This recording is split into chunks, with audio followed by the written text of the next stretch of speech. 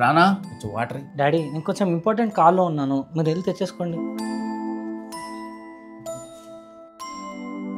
రానా walking వెళ్దాం పదా. Late daddy, నాకు వర్క్ ఉంది. రావచ్చు కదా డాడీ. వర్క్ ఉందా అని చెప్పానా? హలో సరే మనం వెళ్దాం పదా. Bye Lishan, good night. Bye తాతయ్య, గుడ్ నైట్.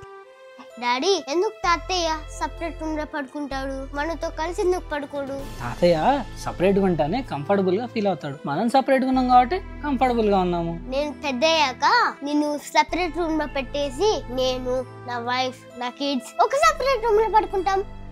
డాడీ నేను ఇప్పుడే చెప్తున్నా, నేను పెద్ద అయ్యాక పెద్ద బిజినెస్ మ్యాన్ అయిపోతా, ఫుల్ బిజీ అయిపోతా.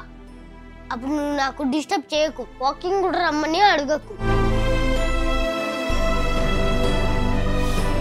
పెద్దవాళ్ళు ఏం చేస్తే పిల్లలు కూడా అదే చేస్తారు. కాబట్టి మీరు మీ తల్లిదండ్రులను ఎలా అయితే చూసుకుంటారో మీ పిల్లలు కూడా మిమ్మల్ని అలాగే చూసుకుంటారు.